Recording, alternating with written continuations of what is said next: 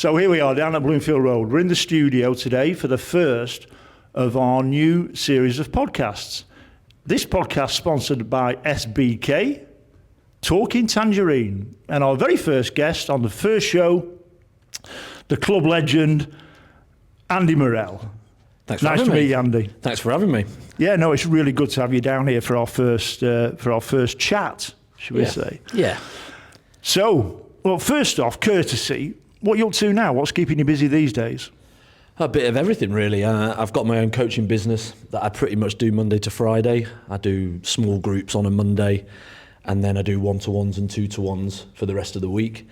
And then on the weekends, I'm pretty much tied up with Wrexham at the moment. I do their iFollow and the co-commentary on home and away games, and we have a live YouTube wraparound for home games that we do that goes out to anybody that's interested, and absolutely loving it. So I've got to say then, I did know you were doing a little bit of media work, and I feel a bit like the apprentice interviewing the master here. No, I'm not the interviewer. I'm meant to be the football side, so I'm the knowledge of that. Commenting on football. Keep it to that. That's your forte. Yeah.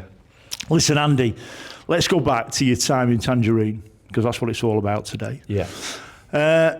So you came to us in 2006, and you were with us for 2 years, and we had 2 great years in that time.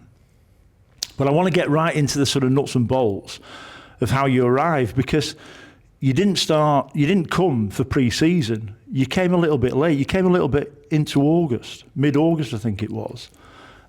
So how did that come about, not being here for pre-season? How did you leave Coventry? How did you arrive at Blackpool? Well, I had another year at Coventry on my contract in the summer. Mickey Adams had spoke to me and said that I might not play as much as I'd like this next season, but I can leave if I want to, but I'm quite happy to stay as well. I wasn't a huge earner on the books, and so he was quite happy to have me in the squad if needs be, but he said, if it's up to you. So I thought, right, sod you, I'm going to have a really good off-season, I'm going to have a really good pre-season, and I'll get in your plans and I'll make sure that I'm playing for Coventry, because I didn't want to leave. I was settled down in the area. Did that. I had I was fit, as fittest I'd been for a long time. Had a decent pre-season, and then come the first game of the season, I wasn't in the squad. Second game, wasn't in the squad, and then you're thinking, my time's probably up. And I was always a little bit older, moving along, because didn't come into the game as a youngster. So I just wanted to play as many games as I possibly could. And I literally came into training, I went to see him, and I said, I'm not really that happy. And he said, well, I've had Blackpool on the phone this morning who are interested. Do you want to go and speak to them? So literally that on a Thursday morning, the missus, I'm off to speak to. Okay. Come up to Blackpool and have a look round. Came up, had a look round, and met Simon. And then pretty much by the Sunday I'd signed. Well, it all sounds like it fell into place fairly quickly. But what I'm really sort of, when you looked at Blackpool had been on the phone, Blackpool, go and have a word at Blackpool, see what you think. We'd played 3, we'd lost 3 at that stage of the season. What were you thinking to yourself? Oh God, what am I letting myself in for? Yeah, well, Simon had sold it. Bellicom had come in with a bit of money to try and push, and they wanted a good run at it. Yes, they'd lost the first 3, but he was saying that we've got a lot of new players. It's going to take a little bit of time to gel, but the players that he was thinking he was looking to still bring in.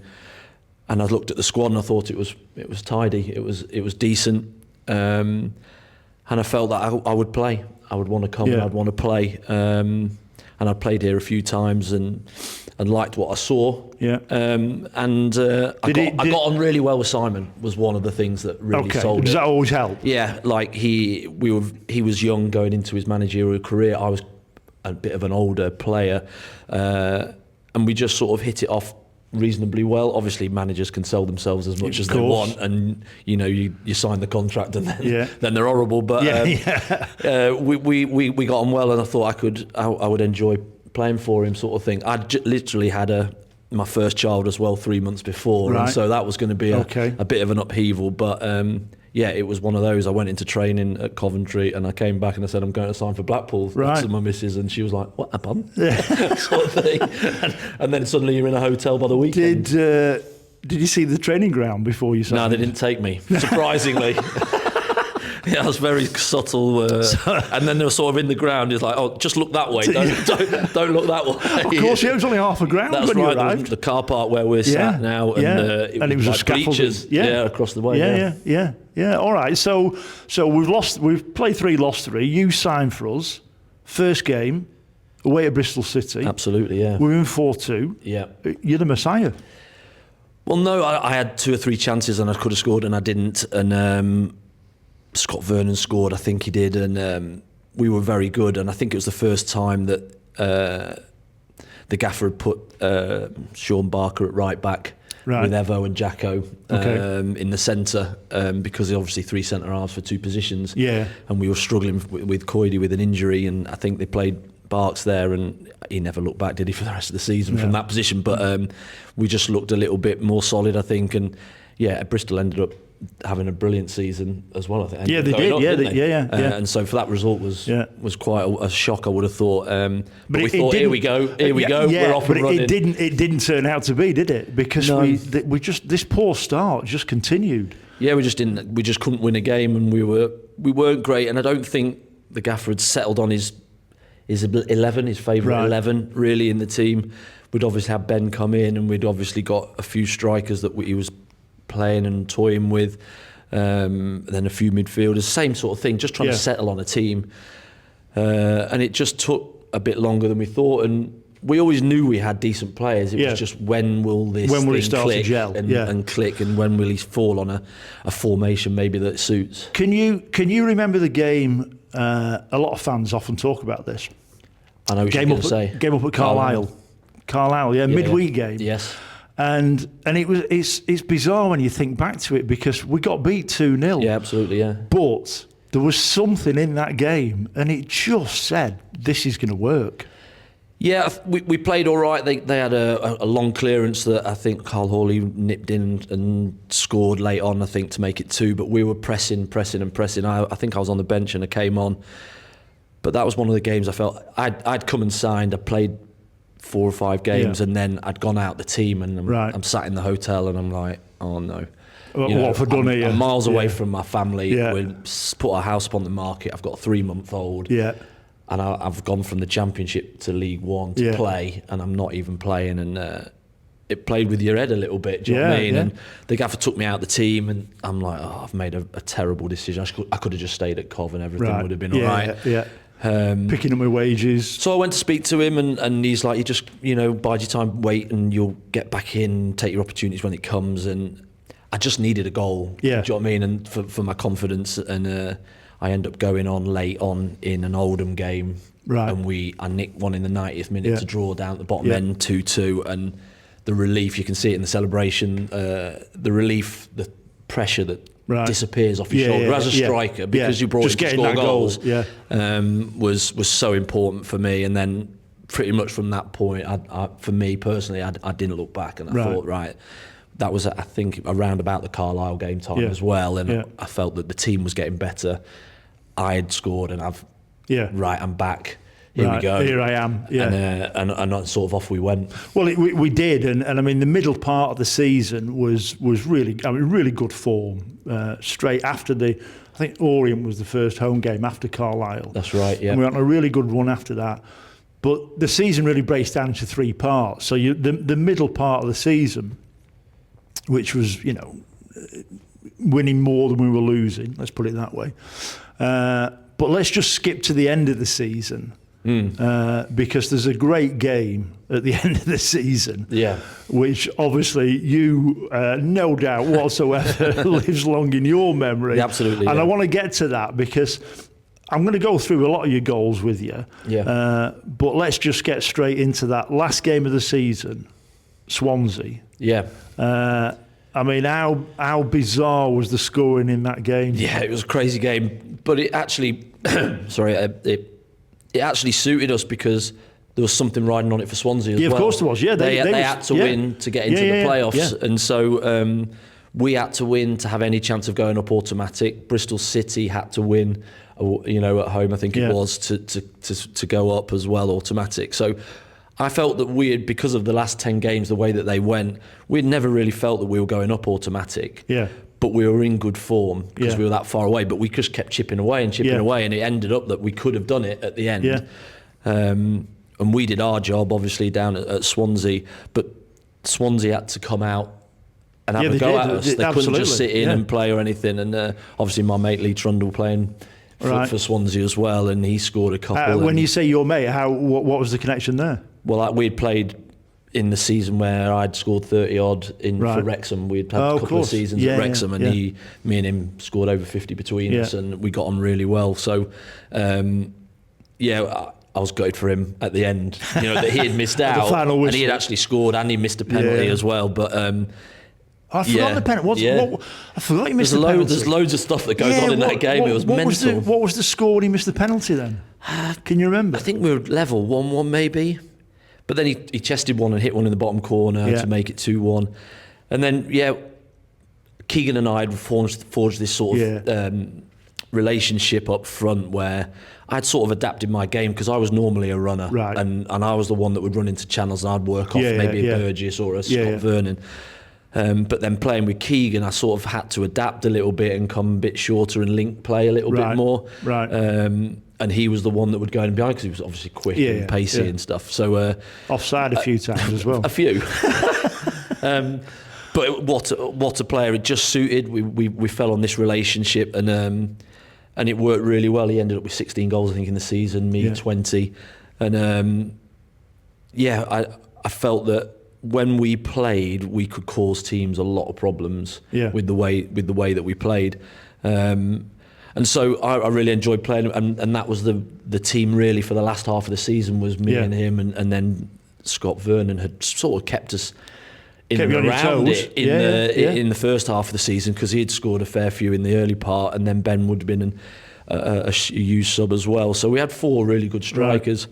But that day at Swansea, I mean, the 4 goals. Yeah, it was crazy. Have you ever done that before? No, only when I was a little kid, probably. Right. And I'd scored hat-tricks at Wrexham, but never 4. And the way that they'd gone, all 4 goals, they were all a little bit different. And it lives long in the memory because it's such a brilliant stadium. It's so important, our game, that we needed to win. It was a full house down there, wasn't it? And it was a great atmosphere. And I remember the Blackpool fans right across the back behind one of the goals. And us going behind, but we were never beaten. We were playing so well. We knew that we'd always got goals in our team. And Klaus played me in for the first one, and I've just lifted it up over the keeper in a 1v1. And then Keegan's hit 2 absolute belters as well in the game. And then I've got a header off the crossbar, I think it was. And then obviously the last goal was pretty much my icing on the cake, because I probably don't try it in. Right. If it's 0-0, you know what I mean? But Ed Joe Hart ends up pinging the diag, and it just drops over another friend of mine, Dennis Lawrence's head, and I just thought, hey, why not just go for it? And, why not? It was meant to go in the other corner, but don't tell anyone. You scuff it? Yeah, a little bit, but it still went in. It doesn't matter, does it?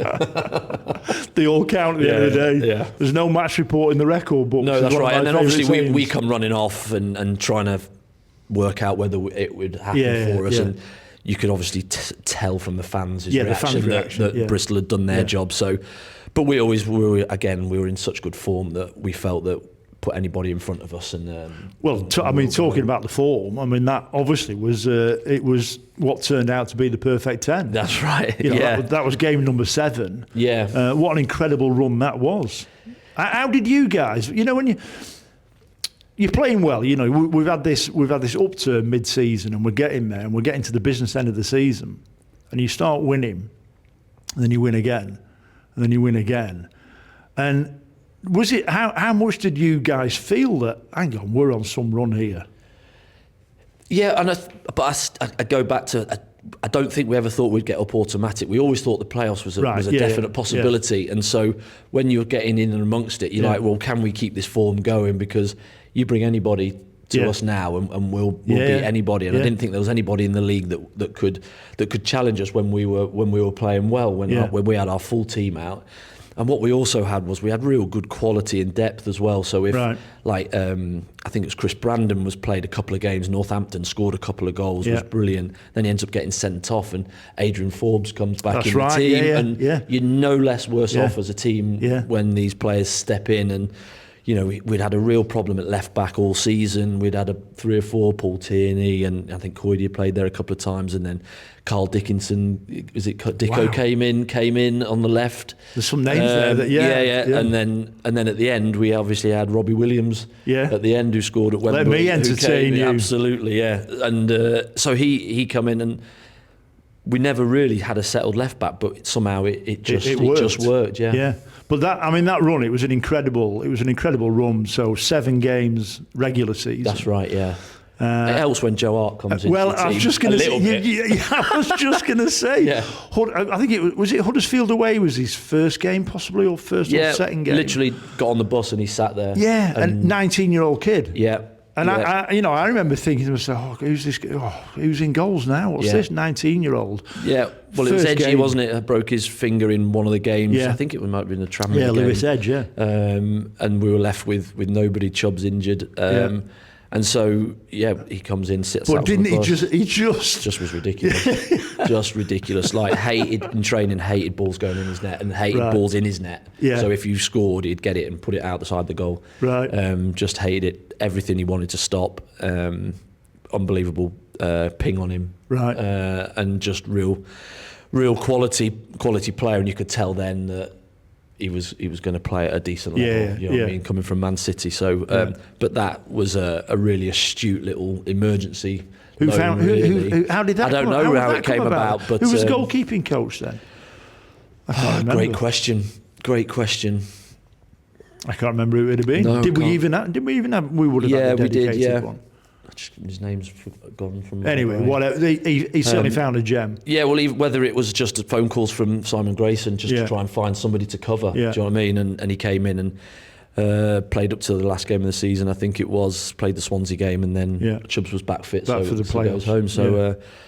And we can always say now, as Blackpool fans, we can always say Joe Hart learnt his trade at Bloomfield Road. Absolutely, made his name for him. Absolutely. So listen, we've had the 7 games run at the end of the season. We're going into the playoffs. Must have been absolutely buzzing.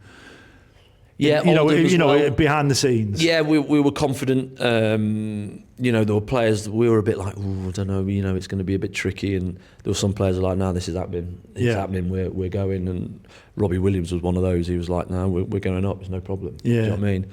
But then Oldham, they were a bit of an adversary for us, which Wellens, etc. In the teams and stuff. And so we go away, play away, and we have a brilliant result. We play so well away, end up winning 2-1, but it could have been 6. Yeah, we did. We played them off the park.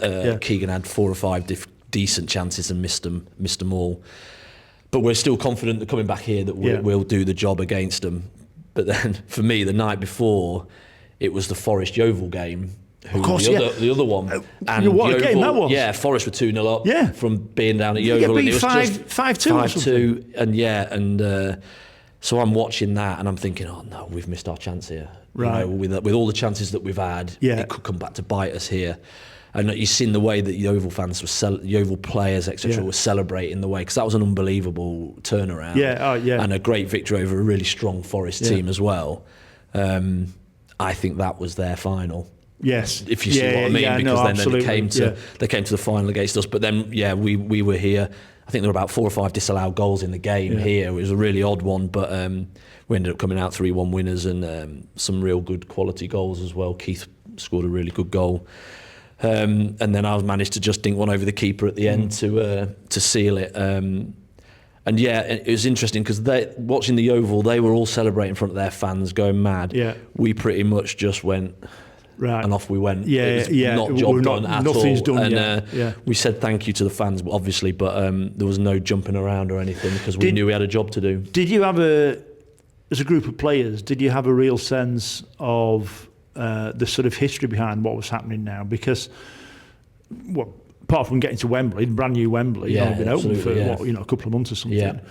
But in terms of the history of the club, because we've been floundering for 29 years. We spent in the lower 2 divisions. Yeah, and this was we had a flirt with it in '96 when we got to the playoffs. Got beat by Bradford, which is a whole different story. We don't need to go into. But we got to that playoff final, and Did you guys really get the sense that the history was weighing on the club now, that we've got to get out? I don't suppose that there was a big pressure of history. It was more our own pressure, really, Right. of Just your as a group of players. Your professional pride. That we'd taken players from the Championship that had come into the team and the squad, and we were desperate to get back there as players. Yeah. And we had a really good blend. We had some brilliant experience with Jacko and Evo and Sean and myself coming in, a bit older, Klaus. But we had some really good players, and then obviously the icing on the cake with Wes and the qualities that he brought to the team just made us a really good team. We were really strong. We didn't concede many goals. We were good in aerial in both boxes. We could run. We were fit, and we had a brilliant changing room. It was the best changing room I've been in. Right. And I think that comes from location more than anything. Okay. A lot of us players had moved nearer to Blackpool because it's out on the limb a little bit. And we all needed each other. Yeah. As a base, our girlfriends, our wives needed friends as well in the area. You become this bond. Yeah. And the changing room was great. The players that weren't necessarily playing every week, they were still brilliant in the changing room, which is what you need. They were having fun, they were enjoying, they were training really hard, they were pushing the players in the team, and when you get that environment, that culture, you've got a chance of winning some football matches, and that's the way it was. Right. And so to Wembley then. Yeah. I mean, was that your first time? Yeah, absolutely. Yeah, I can't think anybody in the team who'd got any experience on a big stage like that. No, I don't think so. But again, I suppose Simon, that's the manager. Yeah, he'd have had a couple. I would have thought. Yeah. But the way that we were playing, you'd look around the changing room and you'd go, we've got this. Yeah, we've got this. I can rely on my two centre halves to get out of my box. I can rely on my keeper to catch it. Yeah. And I can rely on Wes to come up with something to create a chance for somebody, and Keegan's got a goal in him. Yeah. And the lads will just graft to get Wes on the ball. Right. That's why it works so well. So what was it? I don't think there'd be nerves. You wouldn't be nervous as a group of players. But what did it feel like that day at Wembley? You know, coming out and the fans. You know, I mean, let's face it. We've got great fans. Yeah, absolutely. But we don't have that many in this state, or not at the time. Yeah, that's right. Half a stadium. Yeah, you were playing to 6,000-7,000. Yes, absolutely. So you come out at Wembley, and I think I can't remember. I think we had in the high 20s Blackpool fans there. Yeah, 20-odd thousand. Completely Tangerine one side. Yeah. Do you know what I mean? And very memorable because one, first time. Two, if you go to Wembley, you've got to win. Yeah. And we played so well. You know, we worked out very early on in the season that Wes was brilliant. Right? Simple as that. Yeah. And when you do that, and you've got a player like that, you had Klaus, Foxy, Keith as midfielders. Right. You worked out that wherever Wes went, he can do that. Yeah. And if he needs to cheat a little bit, he can do that. Yeah. But what we had was Klaus would work across and fill in if needs be. And they were happy, willing runners to graft and graft, and Wes win us the game. Yeah. And he did. He worked hard. Let's not deny it. Wes worked hard as well. But he was that. We needed him to do the stuff for us at the top end of the pitch. And we worked that out. And when we had him in the team, we knew that we had a chance of scoring goals. So when we looked at our team sheet and we were like, we're as strong as we pretty much could be, and looked at theirs, and they had a couple of injuries, and one of the lads was playing and half fit and stuff, and we thought this could be our time. If we can get ahead, then there's they're not going to come back, and that's the way it panned out. And when we got the first goal, the free kick, great time, was it just before half time? But was anybody thinking, oh, come on, Robbie, you're not going to do it from there? Or were you all thinking... But he'd done it 3 or 4 times before, because he'd scored free kicks. It was some distance, though, wasn't it? Yeah, it was, and it wasn't amazing either. It wasn't a brilliant free kick, but hey, who cares? It ends up in the back of the net. In the back of the net, and I think that just killed them a little bit. We'd had a few chances and didn't quite take them. And then that goes in at half-time. Team talk is, right, just keep the pedal down and keep going, and if we get the second, we're done. And obviously Keegan should have passed it, but pops up, curls it in the far corner. Was it you who should have passed it? Yeah, to? absolutely. Yeah, It was a great finish. yeah, yeah. He was great because he was just dogged and ran, and you've seen the defenders just looking around, and he's going into that channel again, and such a great thing for a centre mid or a centre half when you get your head up and you can just leave it in there for him to run onto. And like you said, he cuts in, and he had that curly one, didn't he, into the far corner. He'd scored in I think it was the semi-final with a similar one into the far corner, and actually the keeper's way off his line, so their finish is not amazing, but it's beautiful. And he had, to be fair to Keegan, Keegan, a lot to do. His way out as well, absolutely. But he had a legitimate claim that for a long time he scored the best ever goal at Wembley Stadium. That's right. No, absolutely. And that second goal, I can't remember what time it was, but that was just game done. They had an opportunity where I think Marcus Stewart headed it down and it bounced over the bar. He did, yeah. And then that was us. Game done and. But just to finish on Keegan's goal. Yeah. Do you remember his goal celebration? Because that was pants. It was shocking. Yeah, but your whole body just goes into like meltdown mode. Can you remember what he tried to do? Some kind of somersault forward roll thing and that. Yeah, and it was like you say, you do get carried away in those situations when you've just probably done what he's been dreaming of doing since he was a little kid. Yeah. Your mind just leaves you, and you don't care if you look cool or what. It's going in the record books that you've scored at Wembley. Of course and you've scored and it'll never be taken out of the record books. Yeah. So what was the party like? I tell you, in doing a little bit of prep for this, I kind of, obviously a big event in the club's history was 2010, and I can remember massive party vibe after the final. Yeah. I can't think what happened. Did you have a homecoming? What happened? Yeah. We was a hotel. We got straight on the bus. The trip back was brilliant. Jacko singing Wonderwall and all that on the bus on the way back. Was he the entertainer? Well, all of us were. Okay. They were just on it. Do you know what I mean? We had just obviously done something that we would set out to do, and it didn't look likely for pretty much quarter of the season, half of the season, and we'd just gone on this mad run. The trip back went like that. It's a good, decent trip, isn't it? To Wembley, but it just went like that. And then there was a hotel, food and stuff, and then we were out, and it was light by the time we got home, I think. So, who were the big party animals in the squad? Oh, there was a fair few. Was it all of them? Yeah. You can't go home early, can you? like that. So I think we were all out, and it was like, it's probably 6:30, 7. We probably should be going home. Who was now. the last man standing? No, Sean Barker was a decent. MJ, Mark Joseph was right in amongst it. Even though he hadn't had a huge part to play, he was huge in the changing room. Really, really good banter. Really good at just dragging people around and keeping the vibe up when things weren't going great. So those types of people are so important in your team. But no, we had a couple of drinks, shall we say, and enjoyed the night. And why not? It pretty much went for 3 days, I think. Did it? Yeah.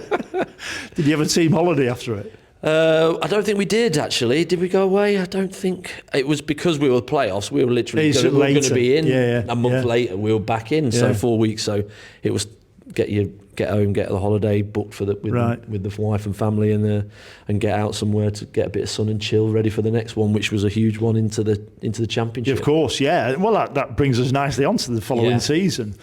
I think it's fair to say it was a struggle. Overall, it was a struggle. Well, the team stayed pretty much the same. There was very little added to it, really. I think GTF came in, Stephen Craney came in, but there weren't huge numbers. 5, 8, 10. There weren't that came through the door. I didn't think. So it was always going to be difficult. The big one was obviously signing Wes. We didn't know it was in tribunal, whatever it was, and he was training with us and pre-season with us, but we didn't know if he was going to be signing. And literally the morning of Leicester game, the doors open on the lift, and he's like, I'm signing, sort of thing.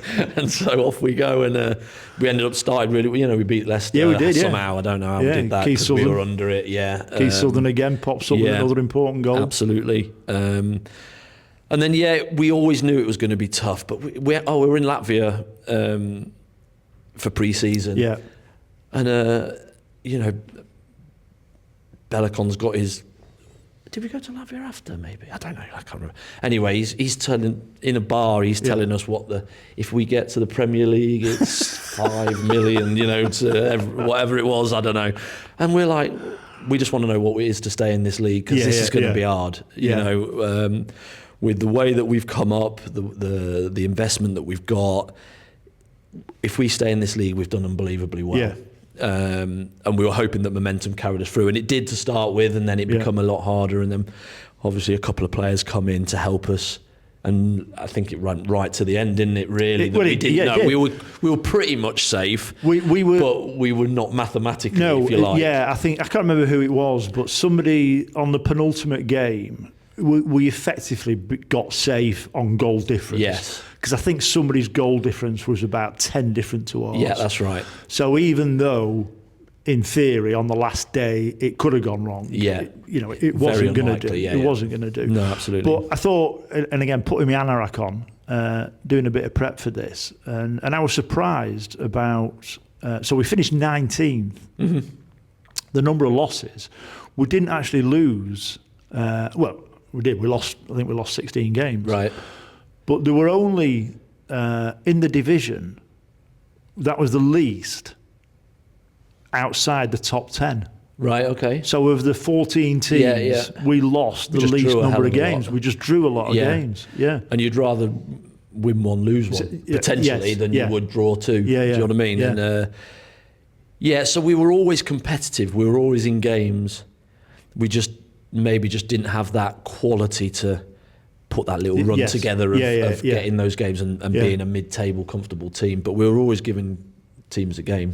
Great highlight of the season, certainly from a fan point of view. Yeah. Preston away. And the mercurial talent steps up to take a penalty, and he dares to do a Panenka. Yeah. Well, I mean, what does that take? What kind of player does Well, he was that? on pens anyway, so he'd scored penalties in the previous year, so we knew that he had real quality from the spot. He put it anywhere. Yeah. And I think it was Ben Burgess ran through and got taken out by Mawini penalty in front of the Blackpool fans, wasn't it? Incredible. It was just incredible to do it in such a big game. Yeah.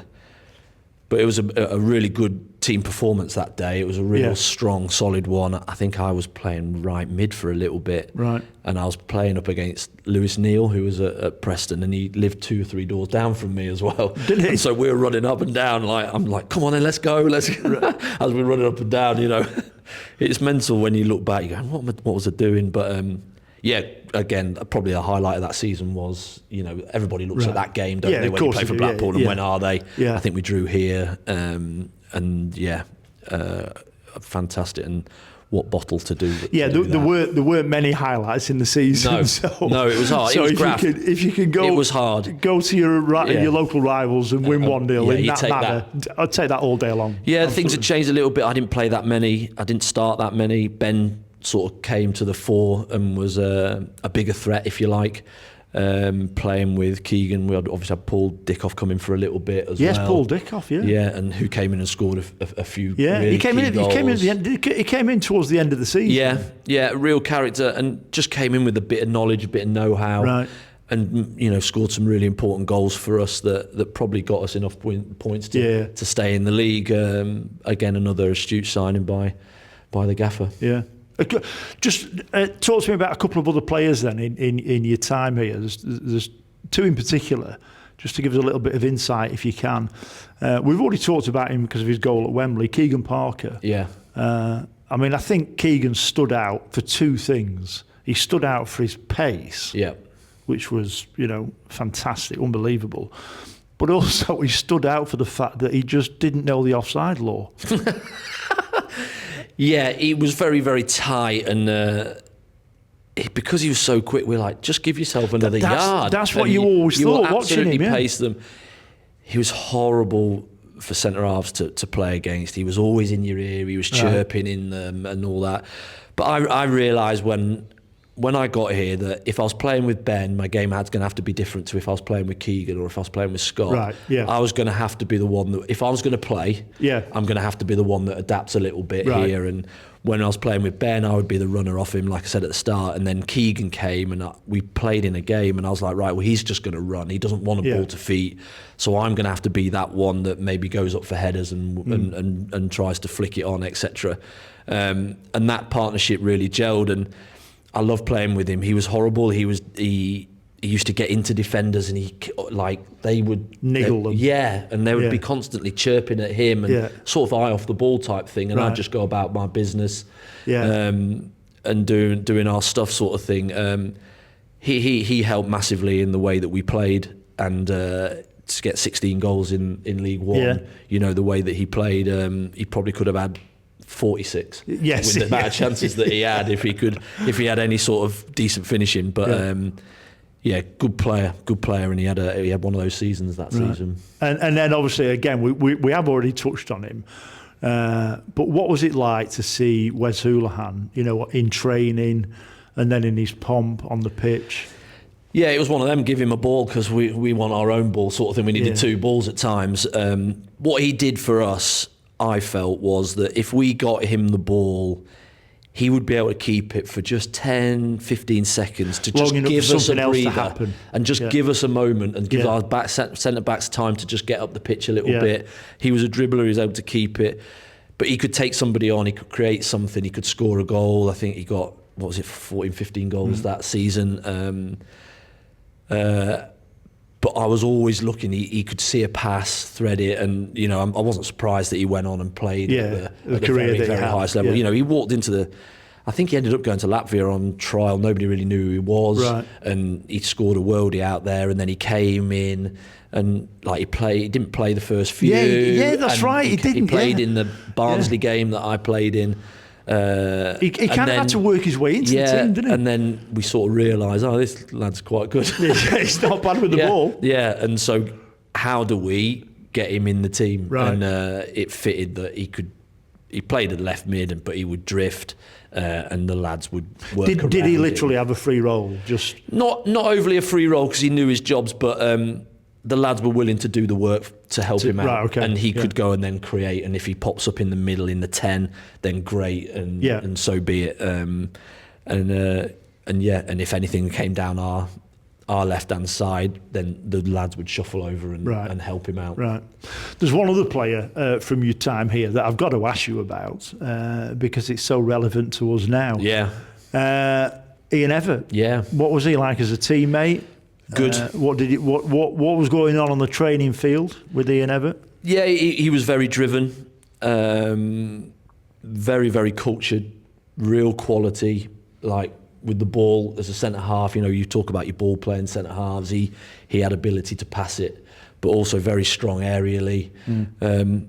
Not as quick as probably you would have the perfect one to go into maybe the Premier League, but he was just so good. Him and Jacko forged a great partnership at the back, and he set standards around the training ground, as did a few of the older players. He was a big part, wasn't he, of the he was full progression. He ended up playing in the Premier League as well and did really well. And then has gone on to have a great managerial career as well. Did you see that coming? You know, when you were looking at him as a player on the pitch, did you think, he's got it? He's got management in him. Yeah, I think he thought about the game. You know, away from on the grass, he thought about his game and thought about how teams played and formation systems, that type of thing. But he still had plenty of his footballing career ahead when I was here. Yeah, do you know what I mean? And so he had ended up playing a fair few seasons before he went into management. But I think he had the bravado, the self-confidence to go into management and lead, if you like, because he was a leader on the pitch. And I think that shows in the way that he's gone about his business when he's managed other teams. Right. And hopefully he'll bring that to Blackpool and bring the energy that he brought that he's had in his managerial career. Bring that here, because it probably just needs a little bit of a lift since the start of the season. Yes, yeah. Do you think he was he any good on the socials? Was he quite good when he went out for a drink? He was all right. Entertaining. He was okay. He was okay. I'm not going to throw him under the bus at all. Could hold his own. Yeah, he could hold his absolutely, own. That'll do. We don't need you to go into any more detail about that. Listen, a few quick fire questions, Andy. Yeah. So, throughout your career, yeah, not just at Blackpool, best player you ever played with? Well, Wes would be in the top 3, easy. I'd probably have to go. Gary McAllister was very good, even though he was at the back end of his career. Darren Ferguson, Carlos Edwards, we had at Wrexham, who went on and played for Ipswich in Sunderland in the Premier League. All good players. We had a lad centre midfield at Coventry called Mo Safri, Moroccan international. Okay. And he was just brilliant. Right. So I'd probably go him. Okay, so that'd be your top one then? Yeah, probably. Okay. Best player you played against? Yeah, it's interesting, this one, because I've been trying to rack my brains to say... I played against Rooney in his first ever game. Oh, he played. Yeah. He come on in a Carling Cup game against Wrexham for Everton. When he was 16? Yeah, came on and scored 2. And then the week after, he scored the one against Arsenal, his first ever one. So we set him off, really, on his career. So I'd have to say him, because at he was a man in a 16-year-old's body, you know what I mean? Yeah. And he was a joke. So I'd probably say him. But I got asked the question of what's the best shirt that I've got. Okay. And I was like, I have no idea what I've got. So I went up and had a fiddle through the loft and had a few shirts. No, I haven't got his shirt, but we played Middlesbrough. I don't know if it was for Blackpool, actually. I can't remember. I got a Middlesbrough shirt, and I wanted to do a Scarra Southgate's. Wow. So I thought that'll do. Yeah, that'll probably absolutely. Be my best shirt. So he was half decent, I suppose. Have you bothered framing it now? I haven't, but it might well go in there. Right, okay, so that's the best for and against. What about the hardest player? Oh, blimey. Hardest, as in horrible to play against. Yeah, you don't want to see him on in a back alley on a There was a dark night. player called Barry Hunter. I don't know if you remember him. A while ago, when I first started, and I think he playing at Rushden and Diamonds. He played for Wrexham, I think. Right. He was just horrible. Yeah. Pinch, step on your toes, all that. I'm like, what are you doing? Yeah. You know what I mean? Well, I actually scored in the game, so I was like right up in his face, went after it. But just those types of players, I was like, why? Why are you doing that? Just concentrate. Don't try and put me off. Mate. Just get on with your game. Yeah. So I'd probably go him. So who then on your team would you absolutely want in the trenches? Keith. Yeah? Yeah, he'd be my main man, especially from here, yeah. I thought he was excellent in our season, excellent in the season above, in the Championship, and excellent in the Premier League as well. I thought he made the step up brilliantly. He gave everything for the cause. He was very, very simple. He would tackle. He was hard. Yeah. He was good size, so he could head and he could pass, and he had a goal in him as well, an important goal in him. And I thought he was really good for us, and in that middle you needed that, and then sprinkle a Klaus or a Foxy around him, David Vaughan, I suppose, and a Charlie Adam. He seems to be the mainstay of all of them. And I always think Keith was massively underrated.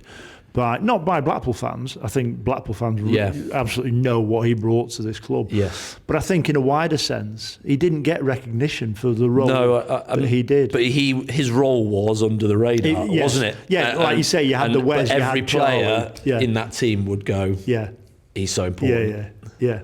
Okay, right, listen, you don't get off the hook on this one. I've got to get a name off you.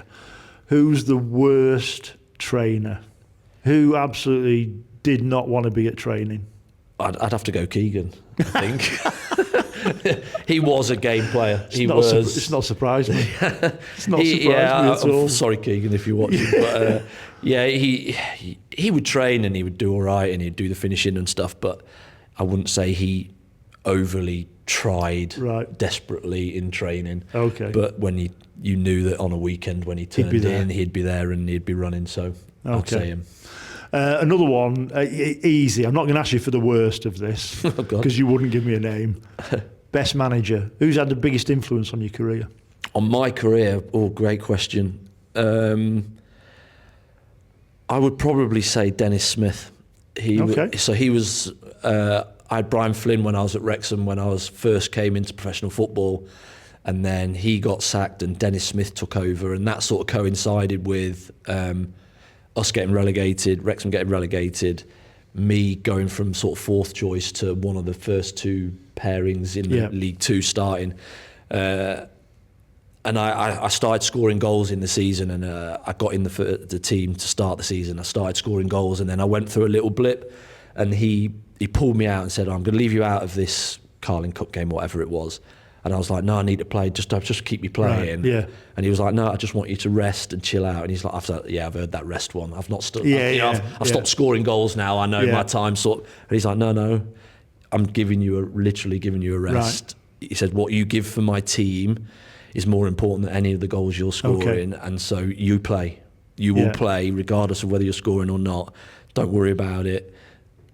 I'll rest you. You're playing on the weekend." And that just gave me so much confidence, a big lift, and I ended up scoring, I think, 34 league goals, and do you know what I mean? And, having a really good season. So I think he was really key to me doing well in that season, but not just that. I always went back to that when I wasn't scoring goals. Yeah. And if I can give the team something without scoring, then the goals are a bonus. Right.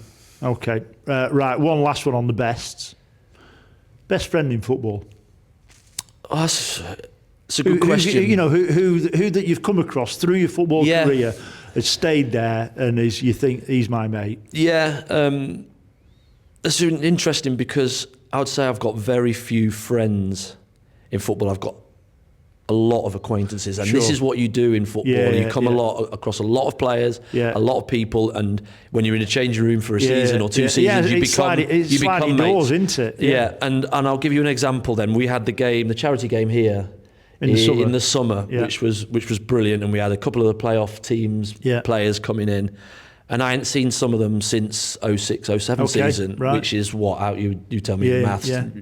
18 years ago. Hadn't spoken to them since, but we were stood in the changing room, and you're just straight back into it, and you're chatting about how about that, remember that, what are you doing now, and it just becomes so normal. Right. And so I would class them as friends, if you like. They're more acquaintances, I would say, but actual friends in football. I've got a lad called Steve Roberts who was at Wrexham. We're quite close, and probably Klaus is probably as big a one as from my playing days. We still keep in touch. He's obviously back in Denmark with some ladies team, but we still keep in contact quite regularly and stuff. So yeah. Right. Well, so having had a few bests off you, best players, best friends, and all that sort of stuff. Right. Let's see if any of those names reoccur now. I want you to tell me. You're the manager. Okay, you're managing. Well, I'm playing then. Player manager. I did that at Wrexham. I played myself at Wembley twice. You're the manager of the five-a-side team. Okay. Tangerine players. Forget your Wrexham and your Coventries and what have you. You can't have your Gary McAllisters. Yeah, unfortunately, yeah. Okay. So a Blackpool five-a-side team, you're the manager. Which team are you picking? That's hard, isn't it? So what? I've got a formation. What am I thinking? Well, let's start with the goalkeeper. Okay. It's got to be an easy one, that, hasn't it?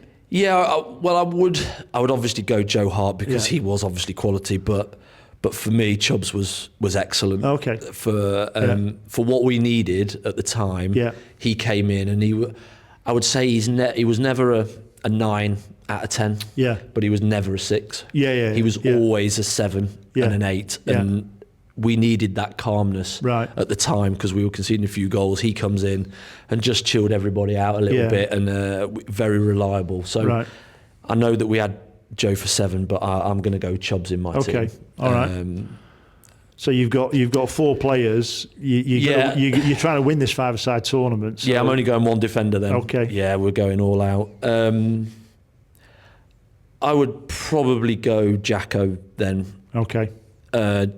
Just as a leader more than anything, for what he brought to the group off the pitch as well as on it. Right. In the trenches with you, would put his body on the line. Yeah.